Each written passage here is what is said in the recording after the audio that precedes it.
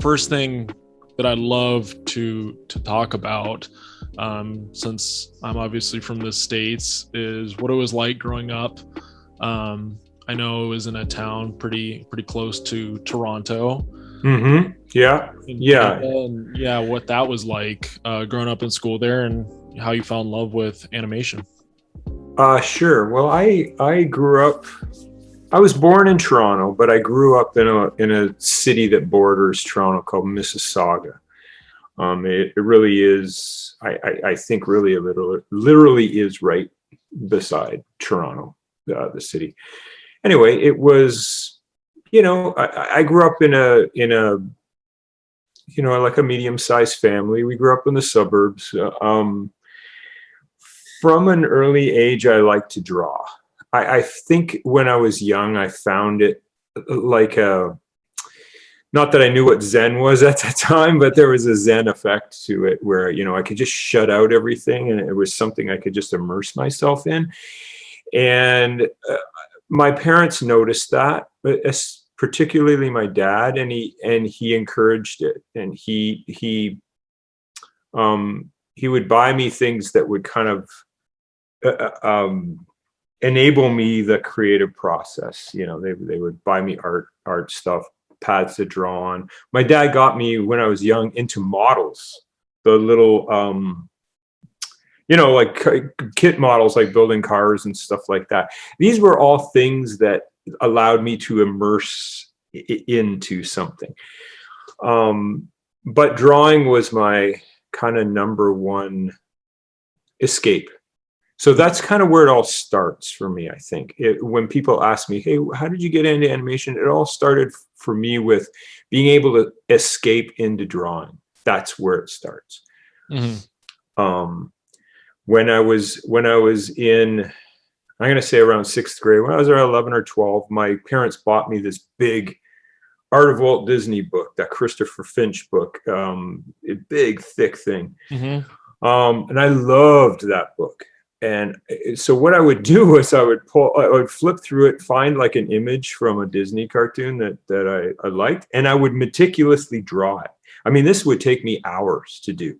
I would sit there at the dining room table, just like, there was no roughing out. It was just draw the line as it goes. And then I would color it in with like pencil crayons or something, and then I would draw over it with a felt tip marker, because that's made it look like the cells, so that sort of thing. That is I guess for me, they combined. It wasn't a conscious thing, honestly. It was just, it's something I like to do, and my parents let me do it, so skip forward to 12th grade, in Canada, in school in Canada. I'm not sure if your listeners would know this, but after 12th grade in high school, in Canada, you can go into college for there. If you want to go to a university, because college and universities are slightly different in Canada, you need to go to a grade 13. They actually have a grade 13. I didn't do that. I was an art guy, so I was going to our art stuff. There was no future as a lawyer or a doctor for me. so sometime in that last year, they tour colleges. You put your name down for certain colleges to tour. I toured a college named Sheridan College in Oakville. It was only about half an hour away, and I was floored. I was floored that they had an animation course, and I was amazed that somebody could actually do this for a living. Like, I don't know why I didn't know this when I was I'm 17 or 18 years old, that this hasn't occurred to me yet. Anyway, it was like a lightning bolt moment, I think. It was like, holy cow, you can do this for a living. That's amazing. And then that's what I wanted to do. So I think I ended up taking a couple of years of graphic design first, because I didn't actually get accepted into the animation course when I first applied. and I took a couple of years of graphic design because I felt like I had to go to college and do something. And it was like plan B, I guess. And it didn't really work out that well. And I ended up dropping out and not telling my parents, which wasn't that good either. And, and I ended up reapplying to Sheridan and getting into the animation course. So that's kind of the quick hopscotch version of me getting into animation college. But honestly, if you want me to condense it, it came for me from just the escape, the escape of art, my escape from, just being able to immerse into art, Yeah. Before we continue, Ryan, I noticed Ryan made an appearance. I know he's feeling a little better, and you couldn't find a mic, right? Were you able to get one? Well, how do I sound? You sound good. Yeah. Okay.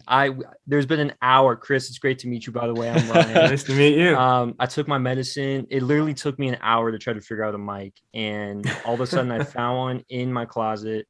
So I hope it's okay. And sounds good. I should be good. I think I should be good for this. Like, I couldn't miss it. I was so excited to meet you. And, I'm like, I need to just down the medicine real quick. So thanks for letting me drop in. Yeah. And just hear about your story with the inspiration of animation. I don't know if Carson's already said this, but animation for us is something that we could talk about for hours and hours. And your work, especially your page, it's quite dangerous because it's a rabbit hole that we can both go down. Oh, that's good.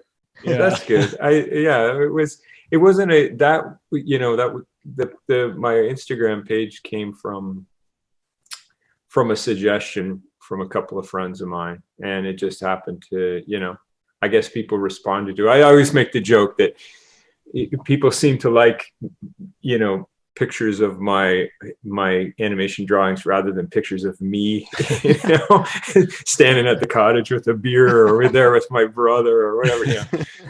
They tend to like the drawings better. So yeah, I might just stick with that.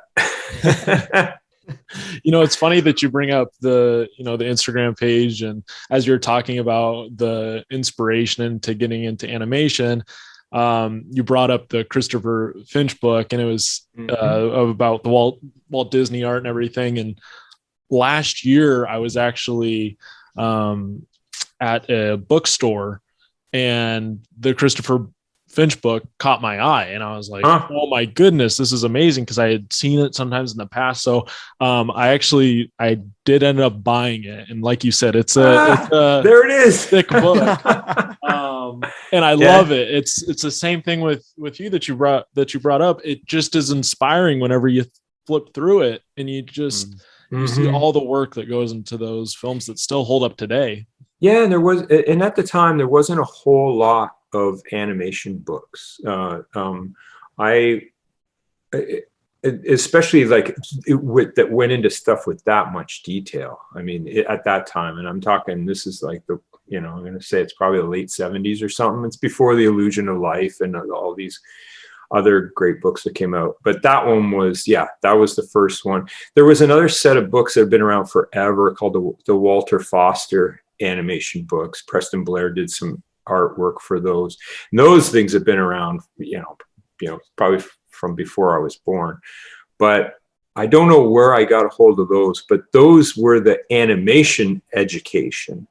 I think the Christopher Finch books were kind of like, or the big Christopher Finch book was like the catalyst or the inspiration.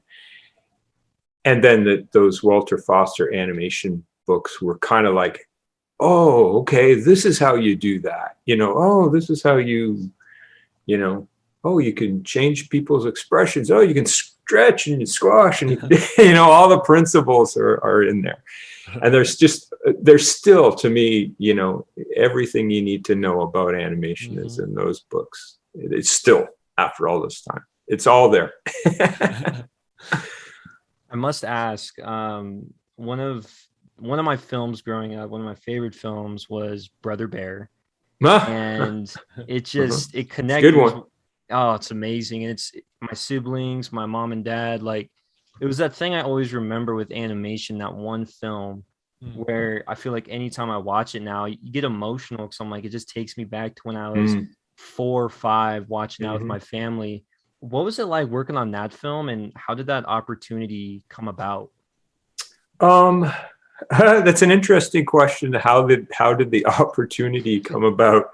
I'm laughing because, to be completely honest, the opportunity came about because the studio was transitioning over to CG animation, and there wasn't a lot of guys hanging around the LA Disney animation studio that were still doing 2D stuff, that hadn't been invited onto another project yet. And I was one of them, one of I think 3 guys in the studio, because again, for your listeners' benefit, that film was done primarily in Florida, in the Disney studio in Florida.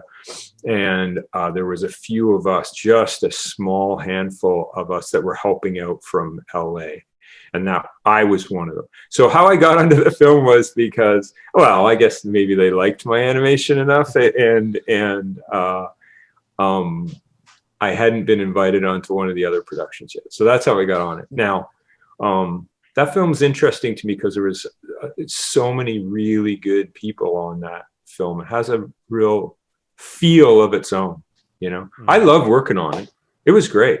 I mean, I was kind of left alone, and but the guys I was working with, the crew in Florida, we would remote in, kind of the same as what we're doing now, and do director time and issuing and approvals and stuff that way. I remember, it was kind of odd, me standing or sitting in a huge empty conference room with a big TV screen at the other end and showing my shot and talking to the directors and going, okay, thanks, bye, and then shutting out the lights and then going back to my desk. So it was a remote project for me, but it was still a good one.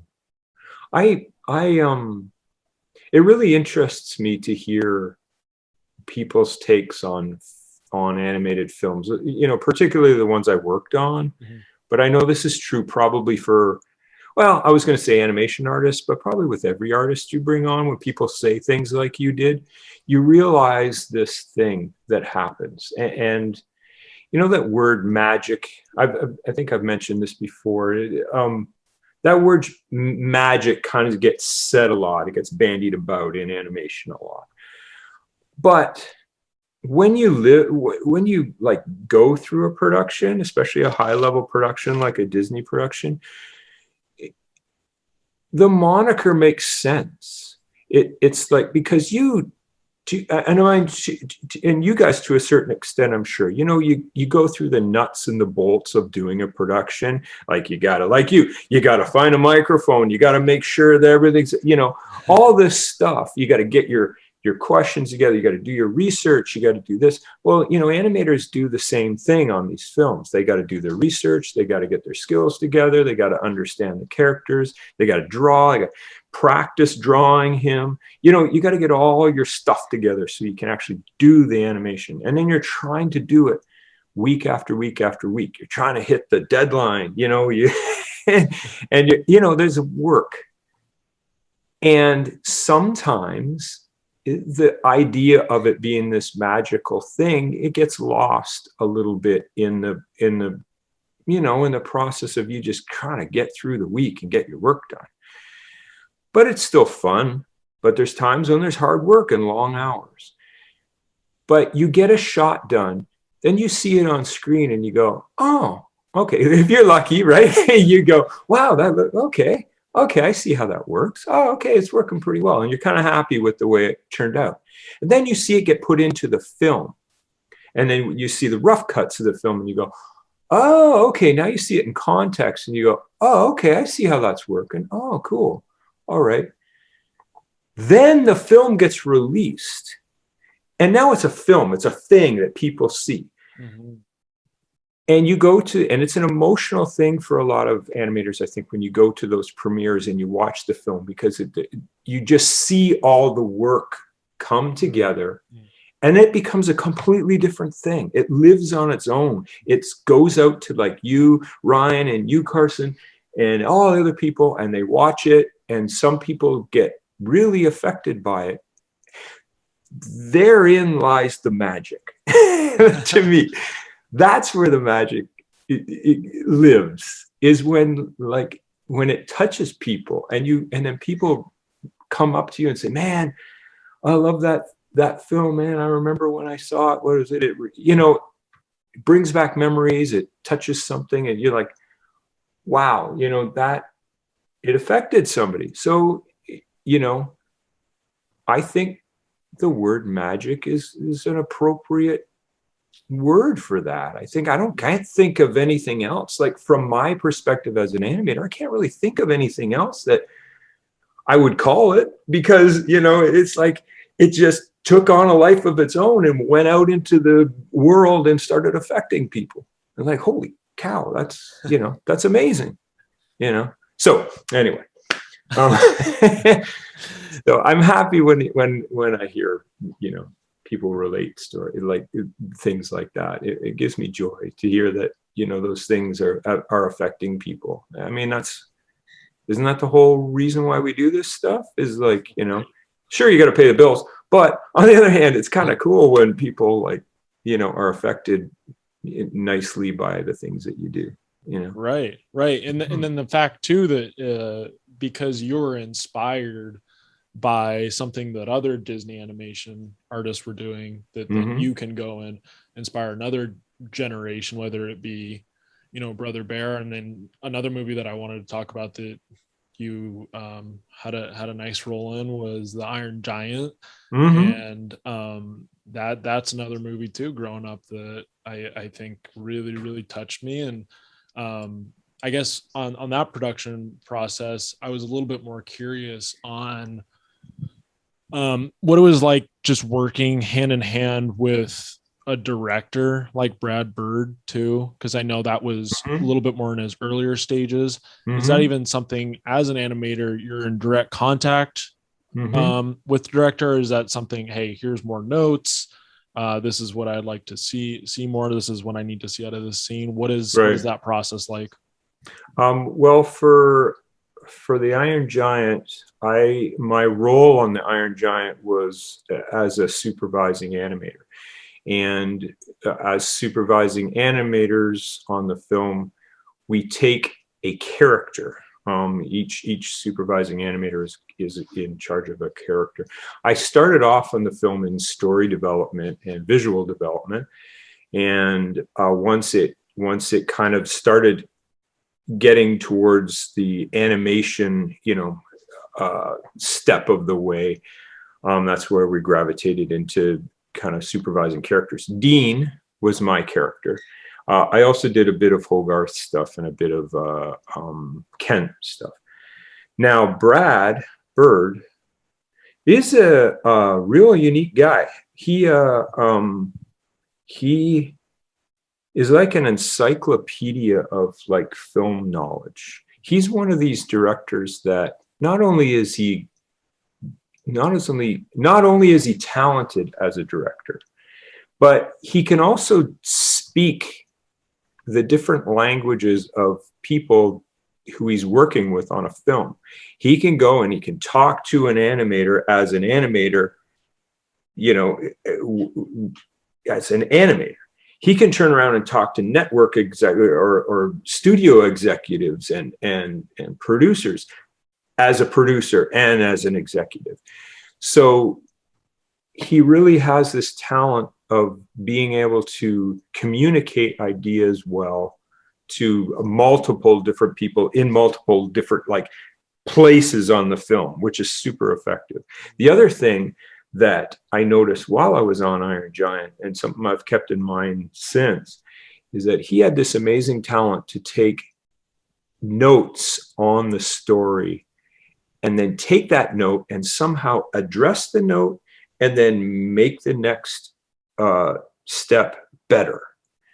the note could be a seemingly deconstructive note. I mean, you know, not that there was that many on Iron Giant, but there were notes, and, you know, oh, we have to do this with it. And, you know, someone like in my position might be going, holy cow, how do we do that? And he would do it. He would be able to turn it around, and then the film would be better. And you go, wow.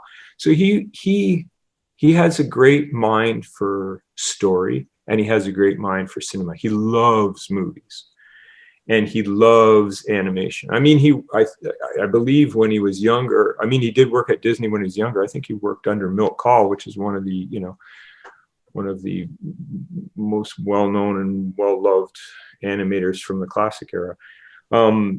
So working with him, I did almost on a daily basis. And so I was lucky enough, fortunate enough to, you know, spend a lot of time in a room talking with Brad Bird.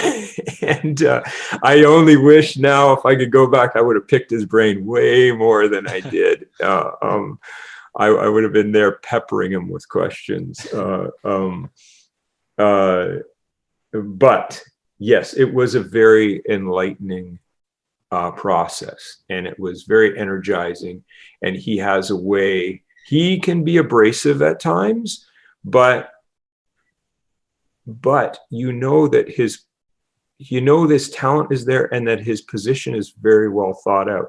Now, having said that, he has no problem if someone comes up with a better idea, or if his idea didn't quite work out. He has no problem copping to it. You know, he's not one of those, you know, my way or the highway type of guys.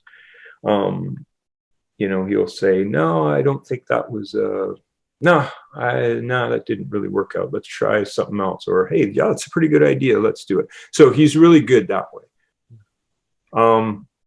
Overall, Iron Giant was a great, I learned a ton of stuff on that movie, just a ton. And like I said, the only thing I wish I did was like kind of pick the brains of some of the people who were a little more than I did, you know.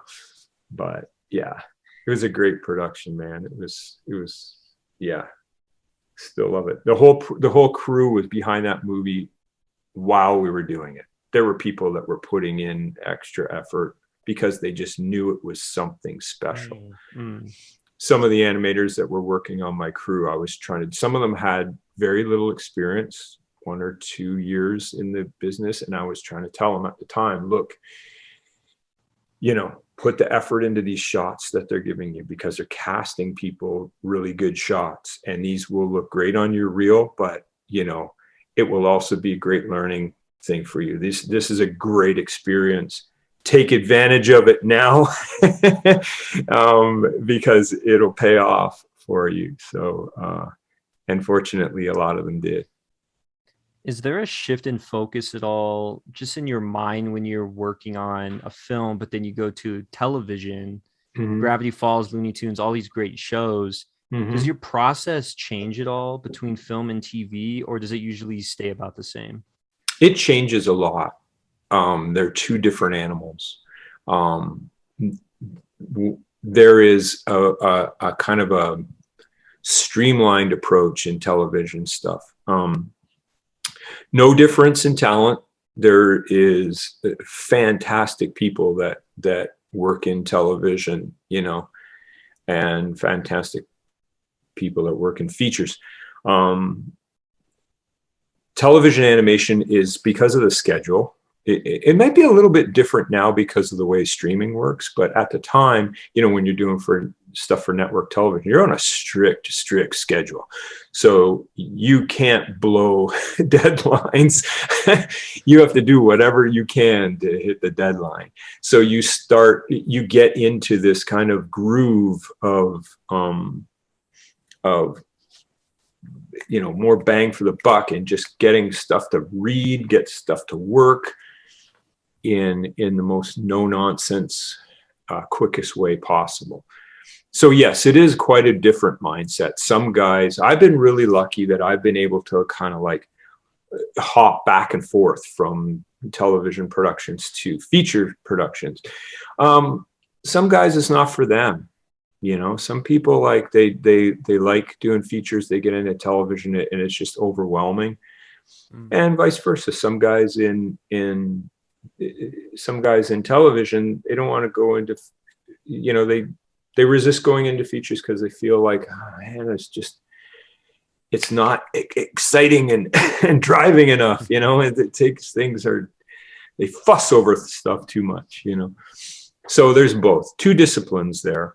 And both are equally great when they're done well. I mean, all the same things, are a result. You get great television shows and you get great movies.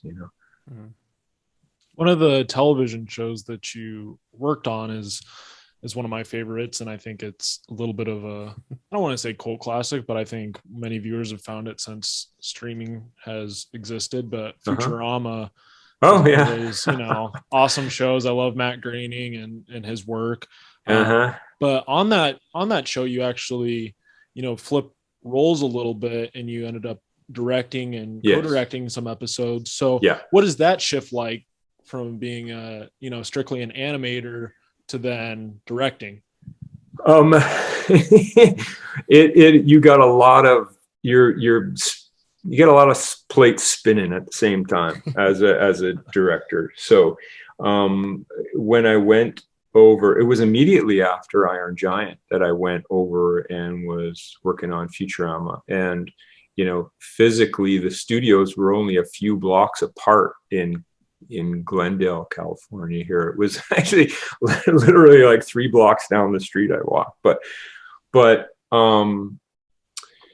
you're trying to do a lot of things as a director of a television show, especially those Futurama episodes where they were what we call shipped. Well, I was going to say shipped from layout, but character layout was done in the studio and then it was shipped overseas to animate. A lot of productions, they do storyboards and then they ship the show overseas from storyboard. When we were on Futurama, they did an extra step of doing character layout, which is, to those who may not know what that means, it is like a physical drawing. It almost looks like an animation drawing, but it's not all the movements not filled in. They're just like key poses just to kind of, get the idea down. But those drawings need to be, very, very tight on model. There's a drawing of the background behind it that's very precise. All the drawings have to be very precise. And then the animators overseas will take those and work from them. So it's just one extra step towards a completed show that we did there. But in doing so, it created another department, of course, and a bunch more artists working there. And of course, as a director, it creates another department that you that you have to look over for your show. And it's very you spend a lot of time basically walking around looking at stuff and going and giving notes on it and talking to people about what you would like to see and how you would like to see things. And then of course there's the other side of it where you accompany the final version of the show to the network. You go and sit in a room with David Cohen and Matt Groening and the writers, and you watch you go through this really stressful process of your episode being screened in front of them all. And you have to kind of basically stand there going, well, I hope you like it, But it was usually pretty good. But it is like a kind of a stressful thing at the end. You're kind of worried that they might turn around and go, what are you trying to do? But they were super cool about it. It's awesome. Yes, yeah. Well, but to sum it all up, basically, yes, you're just, there's a lot of stuff going on, and you're chasing in television direction. You are looking after a lot of things that are are all doing their own thing at the same time, and you're trying to kind of corral everything and make sure, you know, make sure everything gets kind of close to where it's supposed to be before the deadline comes up, and then you got to let it go, you know, that sort of thing. Well, when going back to the other side with being an animator and then working with Rob Marshall on Mary Poppins Returns, what was that like, stepping into that world with such a beloved character? It was exciting, in a word. A lot. See, when we did Mary Poppins Returns, we all understood the pedigree of what, you know, I don't want to call it the property, but, you know, the history of Mary Poppins and what the original film meant to people. And so everyone on the production, myself included, wanted to make sure that we did as good a job as we possibly could, because this was something that we knew that people were looking forward to because we could hear it. And we also knew that a lot of people loved Mary Poppins. And, you know, the last thing that we wanted to be was the people that dropped the ball on it, you know. And, you know, everybody has a respect for it. And, you know, Rob Marshall did, everyone on it. So Rob, I'm not sure that he understood it as traditional animation. He just saw it as a style of animation. And he was the one that said, I want to do the animation in that style. And Jim Capobianco, who was the animation director, said, okay, I think we can do that. But I think inside he was going, yes. But Jim is a real sweet guy, and I like him a lot. He did a great job. But yes, it was a lot of the feeling of you're doing something that has a lot of people looking forward to it and loving what has been done before. And there's tremendous respect for the original film. And we just wanted to make sure that we kind of,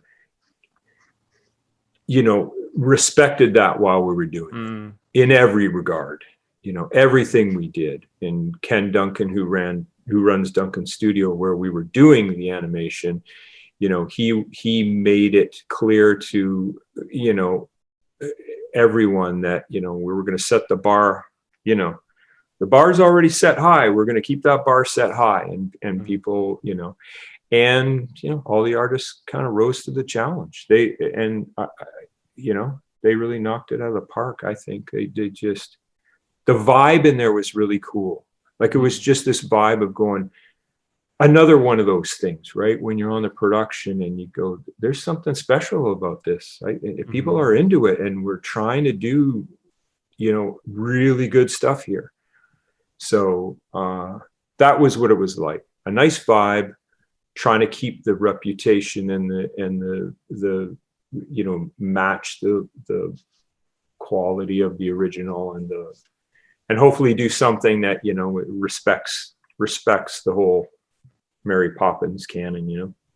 It's one of those experiences. I remember another theater experience where I saw it on my birthday, and it was probably the best thing to see in December, just around Christmas and my birthday, because it's so infectious, and you can see all the hard work that went into it, specifically in those animation sequences. Like, again, I was a sucker for that the entire film.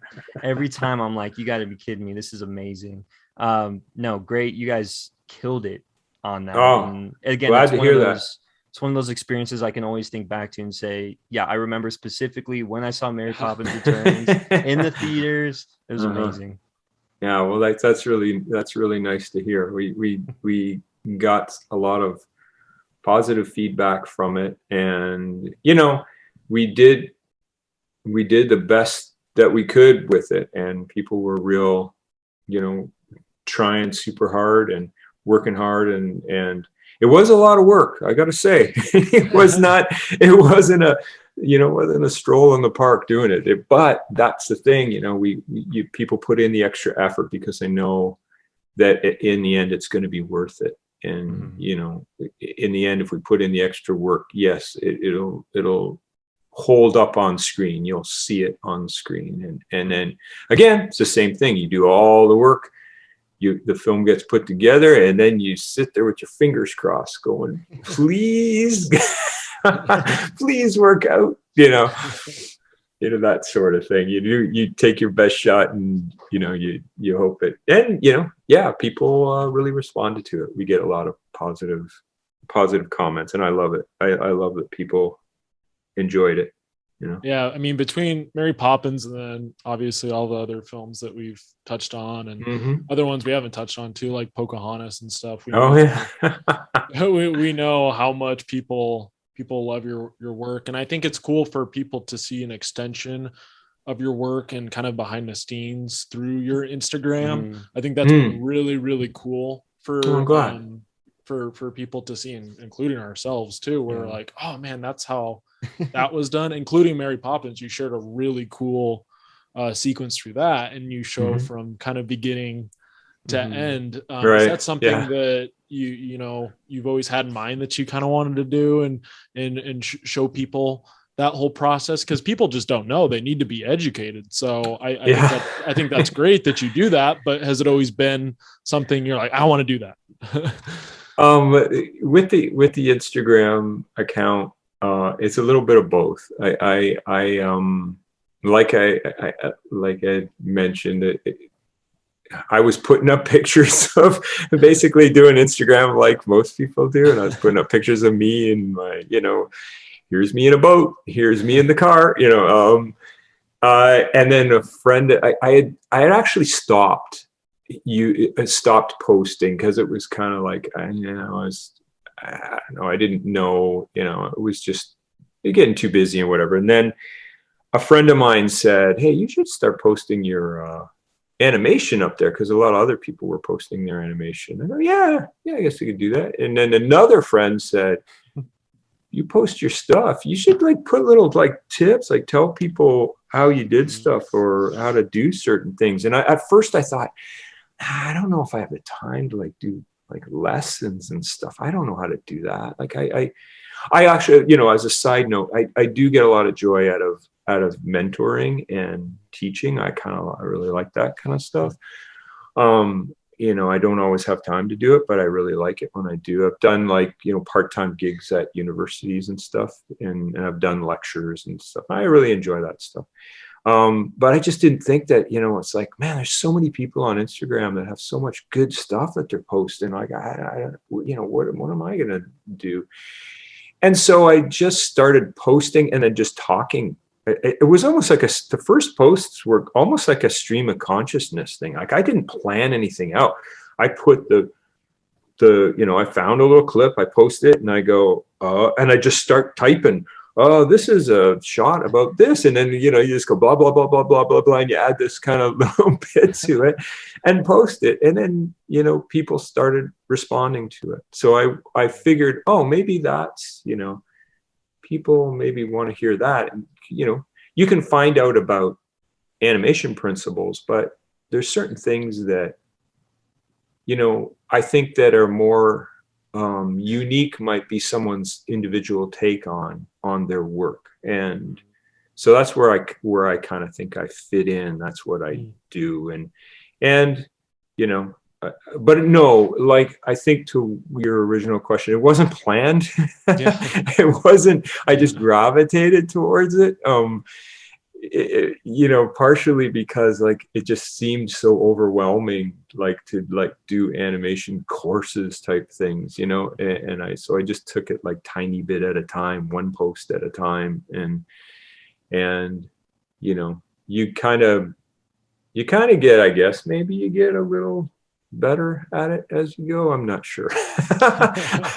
Maybe you do. I mean, at least it gives you ideas for other things once you start talking about stuff, and then how people respond and they ask you questions, and you go, oh, okay, maybe I should talk about that, you know. So it's been kind of cool. It's been interesting that, you know, how people have responded to it as well as they have. I would have never thought that, you know, after that first post. So anyway, I would have, yeah, I never would have thought it would have been that interesting to so many people. Believe me, Carson and I, our first social media post, I look back and I just laugh because we have no idea what we were doing. And even now we still don't. We're still trying to figure it out. Social media is crazy. Yeah, isn't that the way though? You just kind of like you do what you think you can, and yeah, I mean, I don't know. That's part of the fun of it, right? Right. I mean, and we tend to criticize social media sometimes, I think, for the negative repercussions that can come along with it. Right. But it also can do some beautiful things, just like this interview and getting in contact. Yeah. And then you know, before the interview started too, Chris and I were talking about just our past interview that we had with Candy Milo. Yeah. Oh, you did a thing on Candy? Yeah. Exactly. Candy, Candy, I know Candy. She doesn't know me from Adam. She doesn't have, I'm sure she has no idea who I am. But I was an assistant director on a show. This was quite a few years ago. It was like a Mucha Lucha feature. It was a direct-to-video feature thing. Anyway, since the story took place, the story of the movie took place in Las Vegas. So there was a little piece, like a little cameo in there of Wayne Newton. And again, for your listeners, you know, Wayne Newton is a celebrity singer that is very attached to Las Vegas. And he was very well known, I think, in the 60s and 70s. So there was like literally like a zip pan into him singing and then come back. It was a little kind of bit in there. And so we had heard Candy could do a fantastic Wayne Newton impression. And I think they tried to get Wayne to do it at the time, and for whatever reason, he couldn't. So they thought, well, Candy was already doing a voice or two voices on the movie. So we thought, well, just get her to do it. She can do it really well. And Warner Brothers couldn't, because I guess there was a contractual obligation that she could only do two voices, or they would have to pay her like extra money to do two more voices. So they wanted to try to find someone else to do the voice. And so we went through this process. It's funny when you think about these things. Like, I wonder how often this happens. I'm sure it happens all the times in films where, like, for like literally like a 15-second gag in a movie, you got the amount of work that a production will do.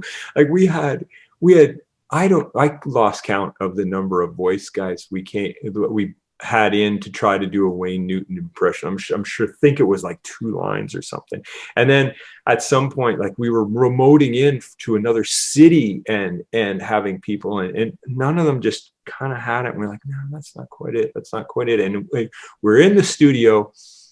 We're in LA, and we're remoting into another city, God knows where. And there was another artist that was trying really hard to do it, wasn't quite getting it.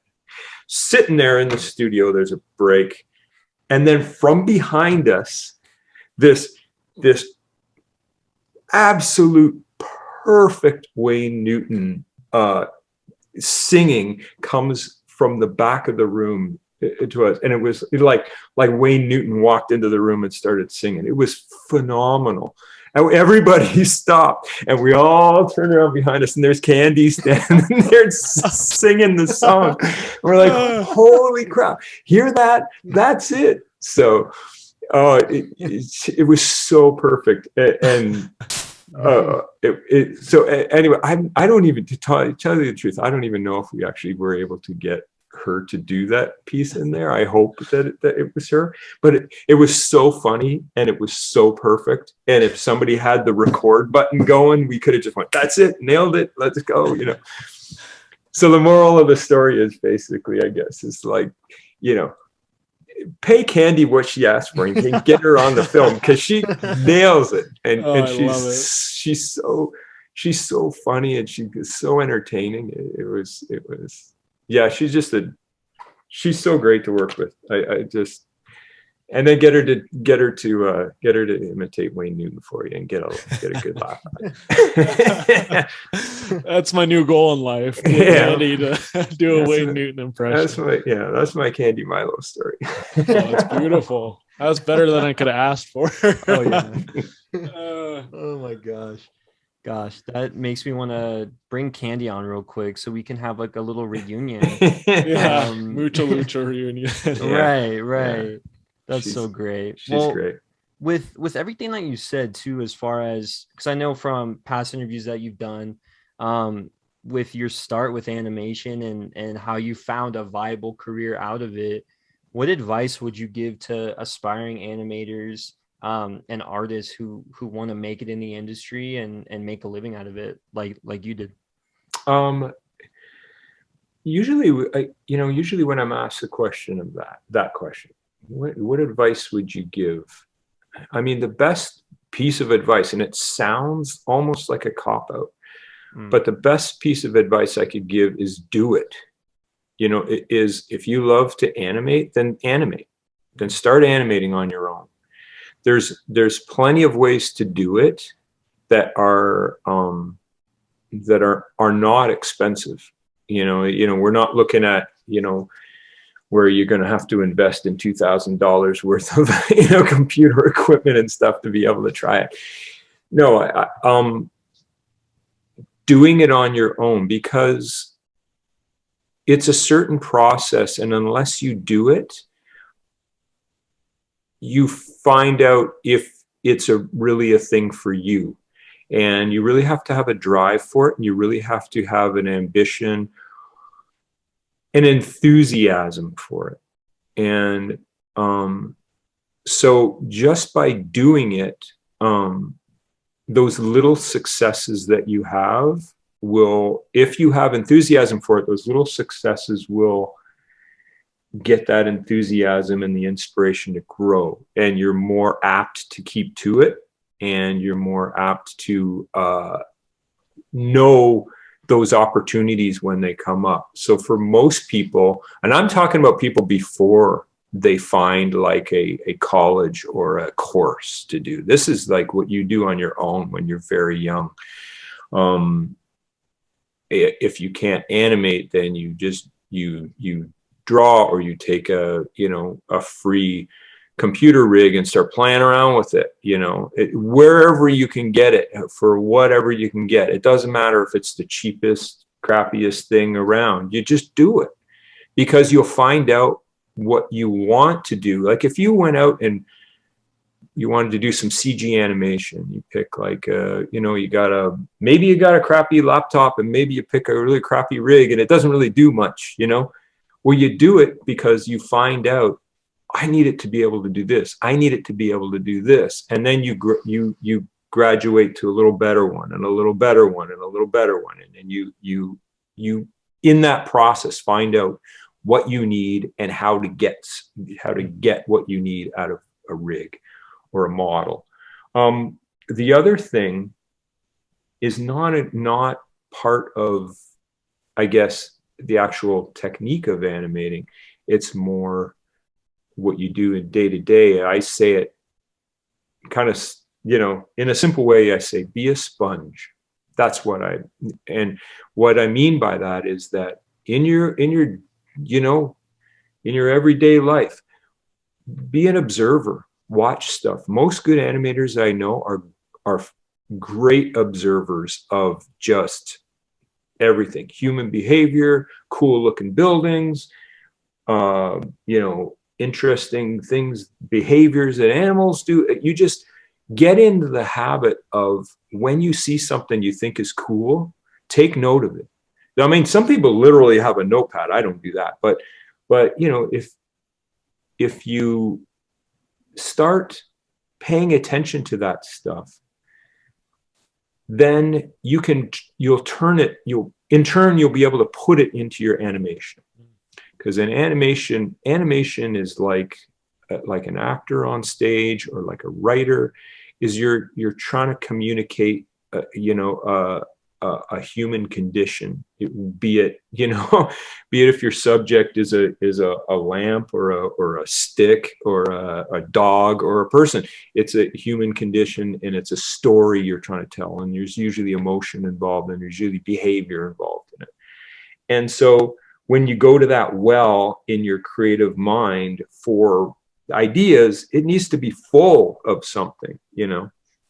That other saying, you can't pour from an empty cup. You need to fill up your creative, you know, mind with stuff to draw from. Haha, pun intended, I guess. But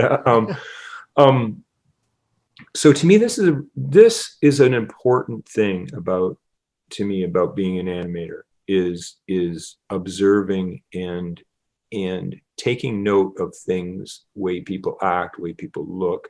Oh, hey, that's a cool way that guy's walking. Okay, you go, you know, mentally put it in your brain, so that you do all the things that all the school curriculums will tell you to do. You do your walk cycle, you'll do your lip sync projects, you'll do your, you know, action analysis projects. You know, you can do all that. The curriculum will tell you to do that. And you'll be told, yeah, you know, do some life drawing and go to the zoo and do some drawings. All that will help. All that will make you technically a good animator. But I think what will make you a unique animator is your perspective on a performance and your perspective on things. And that, you're not going to learn that in a school. You're going to learn that with life experience. So having life experience, another friend of mine had said, you know, have a life so your art knows what to say. Like, that to me is a real thing I've carried through my career. Really is, because eventually you will learn all the animation techniques. If you stick to it, you'll learn them all. But you still need to have a voice. You want to have something unique to you. You want to be able to say something. So if you want to do that, that comes from somewhere else. That doesn't come from a book. So, but sometimes young animators just, you know, that's a little, it feels too overwhelming and it feels too large in scope. Here's something I would say that maybe is a little more tangible, is that if you want to do animation exercises to kind of develop your skill, my suggestion would be start with smaller 5 to maximum 10-second little tests of bits. It's very easy when you're young and starting out to get overwhelmed because you bit off more than you can chew, and you're making your opus film, you know, and you just, you know, you find out, man, this is, you know, you're 3 months in and you're still trying to get it done, and things start to get drawn out and you start to lose energy for it because it's taking too long. I would very strongly suggest for all those young animators there to just look at 5 or 10-second little tests of certain things. Maybe it is a reaction to something, or a little line of dialogue you want to animate, or a guy, you know, a guy jumping off a step and falling. You know, it's these little exercises, 5 to 10 seconds long. Do it in rough and then move on to the next one. Fix it if you need to, but move on. It's better to have a whole bunch of those than it is to labor over one, you know, 2-minute film forever. Now, different if that's your goal, to have a film. If your goal is to have a movie, then of course your process will be different. But I'm talking about people that are just trying to develop their animation skills. And I think that's where it starts. And you keep doing that, then you will finesse the things that you feel like you need to finesse. So you take that. That would be my suggestion. And you know, and to me, again, part of the mindset of being an animator would be to be an observer and start seeing these things around you that you can, you know, pump into your animation. I'll interject a quick story here that kind of relates to that you can edit out later if you know if you want. My wife and I were in a department store one time years and years ago, and we're in an aisle. We're looking for whatever we're looking for. So quiet, and we hear from down the aisle. I don't see anything. I just hear this thump, thump, thump, thump, thump, thump, thump, thump, thump, and I look up. And there's this little kid. The little kid was, I'm going to say he was about 3 or 4. And he was coming up the aisle. Now, the kid was lost. This is what the problem was. He had lost his parents in the department store.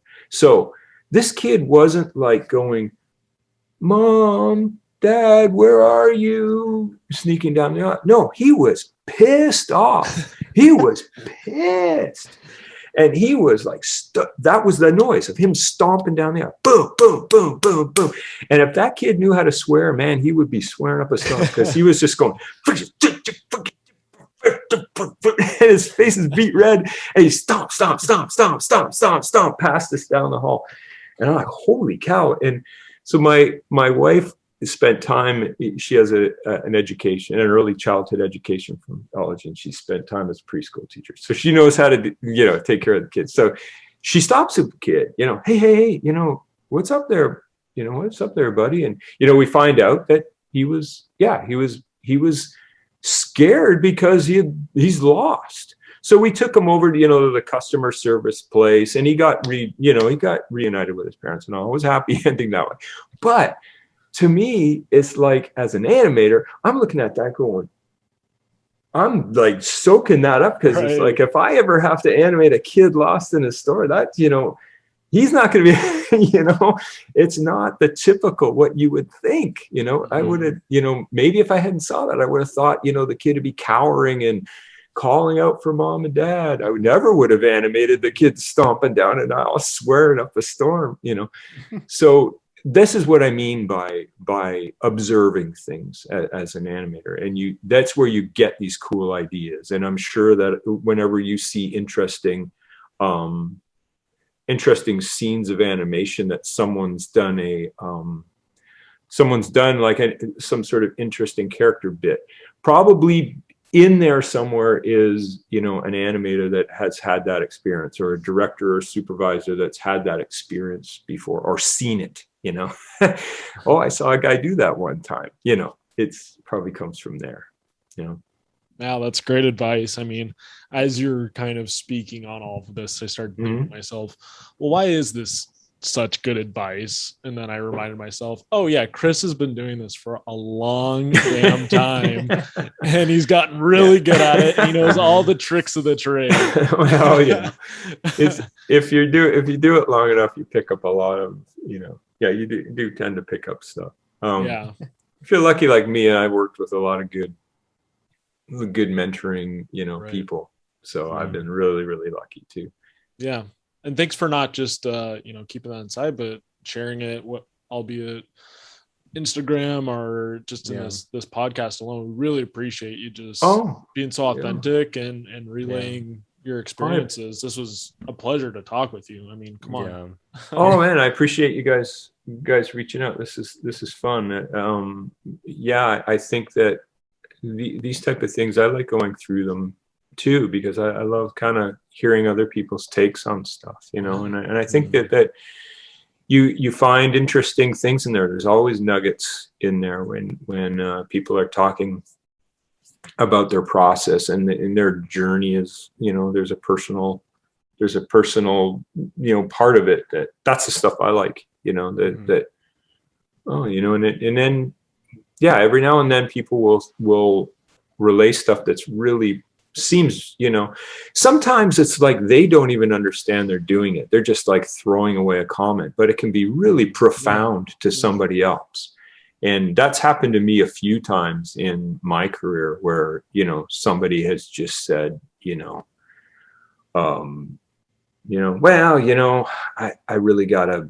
just really gotta work at it. I just got to keep doing this and this and this over. And I go, oh, okay, well, okay, it's not magic to you. That it's like you don't just go and draw it. You actually have to like struggle with it. Okay, there's I remember a really well-known animator saying when he was showing me how to draw a character, saying, well, you can do the circle, draw the circle here and draw this if you have to, but you do this. And I thought, wait a minute, if you have to, like, I don't have to, because in school I was always told that you had to do that, but you don't have to. Now, of course, like, he's just making a throwaway comment, but for me, it was like, animation career life changing in that the little bubble of my animation career. It was so freeing and so changing. I went back to my desk and felt like the chains were off. Wow, I don't have to do that, So yeah, those little nuggets are always great to find, and you never know when. You never know what people might find, profound. Yeah. Yeah. Right. Yeah, it's funny how that works. Yeah. And you see it, and you guys are bringing it to people. You're like you're like the messengers of profundity, if that's a word. It's great for us because we get to relay it to people, and they get to meet you as well. But then we also get to learn too. And that's a big part of this, is like meeting talented artists and just soaking it all in. And that's like Carson and I always talk about, is every time we get to talk to somebody, and like yourself, we've been so excited. It's just after we just kind of sit there and we're just so grateful that we're able to have talked to you. And again, like you essentially, and Candy, you and Candy both made our childhoods essentially. So we appreciate it. And so you can blame me. Damn you. Damn those cartoons. We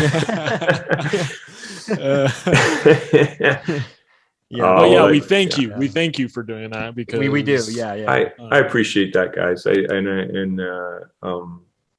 Keep doing what you're doing, because I think the more you do stuff like this, the more you're giving people a chance to bump into somebody maybe that they haven't encountered before. And even better than that, you may bring somebody to somebody's art or somebody's movie they haven't seen before, and that could inspire a whole career. You never know.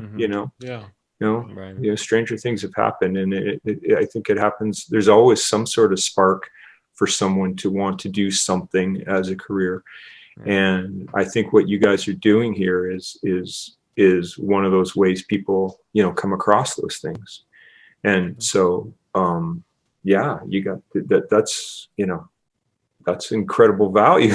I mean, that could, you could think of how many great careers you've inspired already. See? Appreciate that, Chris.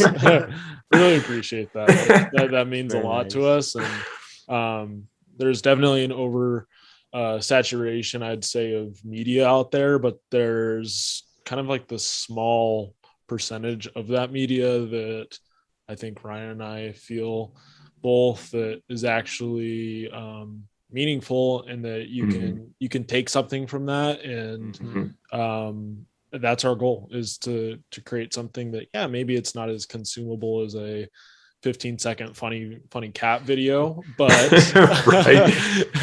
it's gonna have an impact on you, and you can maybe learn something. So. Yes, of course. Perhaps more meaningful and right. Yes. It would be funny. It'd be funny if after we talk to you, we just turned to making cat videos and content. Well, well, time for cat videos. Yeah. Whatever gets the views. Yeah, that's right. Oh, that's funny. Yeah, we really appreciate you talking to us and taking the time, and thanks for letting me come in a little bit late. I appreciate it. Oh, I hope you're feeling better. No, I mean, this take those meds. No, this was perfect. I think this is the medicine I needed. So that's what the doctor ordered. On my prescription, it says talk to Chris, learn about Yeah. animation, and I think that's going well right now. So Good. Well, glad I could help. Yeah.